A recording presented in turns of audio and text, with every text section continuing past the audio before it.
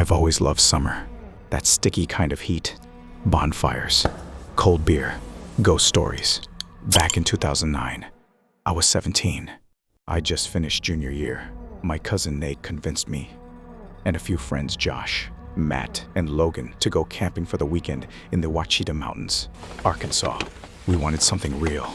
No phone service, no marked trails, just trees, water, and stars. We found this spot after a 4-hour hike. A perfect little clearing near a slow-moving river. No people, no signs, just nature. The first 2 nights, perfect. We fished, swam under the stars, told scary stories that we laughed off by morning. But then the 3rd night came. We woke up and our cooler packed with food was gone. At first, we blamed animals, raccoons, maybe a bear, until we noticed something that made my stomach sink. The tent zipper. It was open, not torn, not chewed, just unzipped from the outside. Now, Nate swore he locked it before crashing, and I believed him. He was that guy, the checklist guy. But we were tired, chalked it up to human error, refilled our canteens, made breakfast from what was left, and brushed it off. That night felt different. The woods were quiet, too quiet. No frogs, no crickets. Just the sound of the fire crackling and the occasional wind through the trees. Around 1:30 a.m., Logan swore he saw a shadow move between the trees. Said it looked like someone watching us. Josh laughed it off, but I didn't. Around 3 a.m., I woke up absolutely frozen. Not because of the cold, because of the whispers. Low, constant, like someone whispering a prayer or a chant. I thought one of the guys had gotten up to mess with us. But when I unzipped the tent and looked out, there was no one there. But the whispers, they kept going, right behind me. I turned around fast, nothing. Just the dim glow of the dying fire. No one was outside their tent, but I could still feel it, like something was watching. At dawn, we all admitted we'd heard stuff. None of us had really slept. Even Josh looked shaken. We packed up and decided to hike out early. That's when we saw it, about a mile from camp. Mounted high up on a pine tree was a trail cam, industrial grade, not the kind hikers use, more like what researchers or rangers install, except there was no research tag, no markings. We hadn't seen it on the way in. That camera had been watching. A week later, I got a visit at home. A park ranger, older guy, came to my house, said they were investigating some unauthorized surveillance equipment found in a restricted zone. They traced photos back to our time there. He asked if I wanted to see the images. There were several, some deer, a few shots of us setting up camp, and then one final frame, dated to 5:58 a.m., the night we heard the whispers.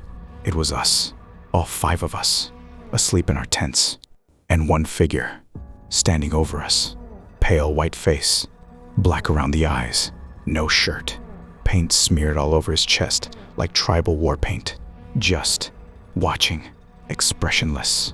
We never figured out who he was. We posted online, filed reports, checked local news. Nothing.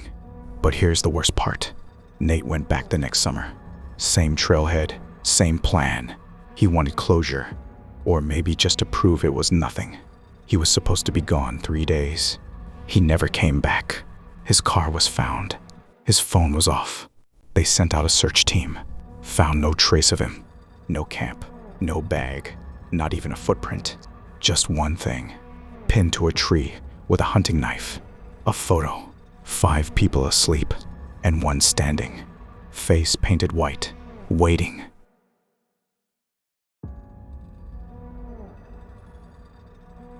I used to work night shifts as a lifeguard. Yeah, night shifts. It was a weird setup. I wasn't guarding swimmers. I was just there to lock everything up, check chlorine levels, clean the filters, and make sure no drunk guests snuck into the water after hours. The resort was in northern Michigan. Real old school, cabins, paddle boats, bonfire pits, the kind of place your grandparents might have honeymooned at. And the pool, built in the 1960s, Olympic-sized, no cover, right on the edge of dense pine woods, Past 10 p.m., it looked like a Black Mirror still, glassy and freezing cold. My second summer there, I started getting assigned more night shifts. Didn't mind it. It was quiet, peaceful, but there was always this one rule they repeated every season. Never go near the pool after midnight. The older staff would laugh nervously when it came up. Some claimed a kid had drowned years ago. Others whispered about a dark patch in the deep end that chlorine couldn't clean, but it was always brushed off as a local legend. I thought it was BS until the final Saturday of the season.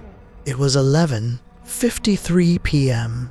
I was folding towels in the pool office, earbuds in, humming through the same 3 songs on repeat. I had one job left: stack the deck chairs and lock the gate. I stepped outside. Splash! I ripped out one earbud.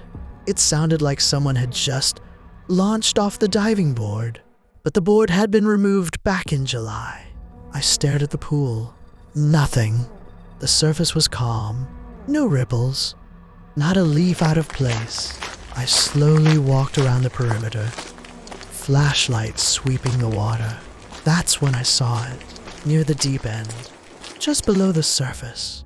A face, pale, still, eyes open, mouth wide like it was screaming, but no bubbles, no sound. It wasn't floating. It wasn't rising. It was just watching. I blinked, stepped back, dropped my flashlight. By the time I picked it up, gone. I didn't sleep that night. The next morning, I pulled aside Frank, the maintenance guy. He'd worked there since the 80s. I told him everything thinking I'd get laughed at. But he didn't laugh.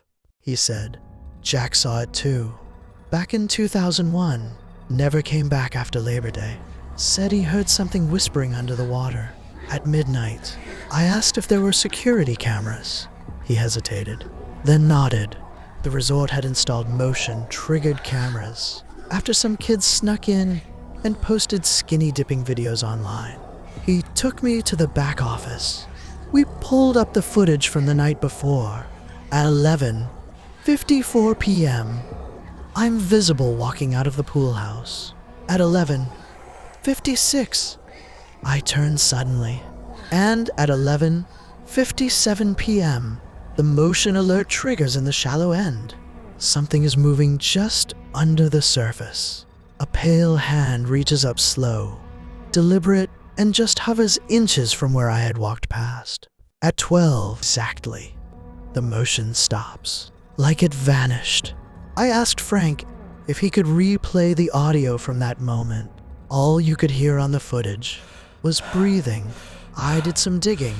Turns out the story about the drowned kid, it was real. August 1974. A 10-year-old boy named Sean Miller went missing during a pool game. His body was never recovered. The resort was searched top to bottom. Nothing. One guest even claimed to have seen Sean running barefoot into the woods that night, but no tracks were found. Some thought he drowned and got pulled into the pool's old drainage system before it was renovated. Others thought he wandered off and got lost in the forest. But here's the weird part. The last person to see him? A lifeguard, also named Sean. And that lifeguard disappeared a week later. 2 scenes, both gone. No trace. My final shift came the following weekend. It was chilly, overcast, and dead quiet. Not a soul around. I swore I wouldn't even look at the water. But at 12:03 a.m., I heard it again. Splash. This time, I didn't check. I walked back toward the office. And that's when I saw something floating in the deep end. Not a person, a swimsuit, kid-sized, tied in a perfect knot, like a balloon animal, floating in the center of the pool, motionless. I got the manager. We drained the pool, and there, at the bottom, was a toy, a red plastic water gun, the kind kids used in the 70s. I left that job, but 3 months later, I got a call from Frank. They were tearing up the old pump system under the deep end for renovations. And they found bones. Small ones. But not just one set. 2. And when they pulled the records for the pool's construction, they found a misdated report. The original blueprints weren't from 1960. They were from 1954. The same year, a lifeguard named Sean Miller went missing. The twist? There was never a 10-year-old Sean. Only one Sean. The lifeguard, who, according to a newspaper clipping, had a split personality disorder. His coworkers thought he was just a little odd. But in his final log entry, still preserved in the rusted pool office file cabinet, they found just one line. He won't stop swimming. I can't keep him under.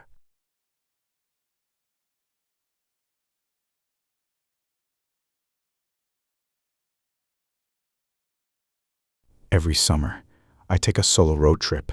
I throw a mattress in the back of my SUV, pack a cooler full of gas station snacks, and just drive. No destination, no reservations, just the road, the radio, and whatever gas station horror movies I can find. This was in 2017, Arizona. I was cruising down Route 87 somewhere between Winslow and nothingness. There were no streetlights, no cell signal, just empty desert stretching in every direction. The sun had just dropped below the horizon, and that's when I saw him. A guy standing by, mile marker 313, khakis, white shirt, no bag, no thumb up, just standing perfectly still. I slowed down, not because I wanted to pick him up, but because he didn't look right. His face was blank, like he wasn't looking at me, more like through me. And here's the thing. As I passed, he smiled. Not like, thanks for not running me over. More like he knew me. It chilled me to the bone. I drove another 15 miles before I pulled over at a scenic lookout to shake it off. But when I checked my rearview mirror, there he was. Same guy. Standing at the edge of the lot. I swear to God, I had left him 15 miles back. I started the car immediately. Peeled out. Didn't stop until I hit a Love's gas station an hour later. I ran inside, half hysterical, rambling to the cashier. He didn't even flinch. He just asked, "Was it mile 313? My blood ran cold. He turned around, pulled a corkboard flyer from the wall. Black and white picture. Same guy. And under the photo, "Do not pick up. If seen on 87, notify local law enforcement. Last confirmed appearance, July 2023. I said, "Confirmed appearance?" He looked me dead in the eye and said, "That guy's been dead since '92. Here's the backstory. According to local lore, in 1992, a man named Darren Holt broke down near mile 313. He hitchhiked into town, got picked up by 2 teens, and was never seen again. But here's the twist.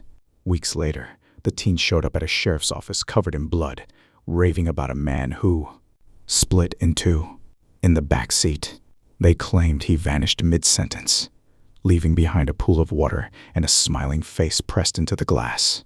Everyone thought it was drugs, until they found the teen's car burned out in the desert. No bodies. Back to me. I booked it out of the gas station and promised myself I'd never take 87 again. But in 2020, I broke that promise. I was taking a new job in Flagstaff and didn't realize I was back on 87 until it was too late. And there it was. Mile marker 313. I locked my doors, turned up the music, didn't look left, didn't blink. I passed it clean. No sign of him. I laughed, felt stupid for ever believing it. But later that night, I checked into a motel and flipped on the bathroom light and saw it in the steam on the mirror. A face, smiling, and written beneath it with a finger, "Thanks for the ride."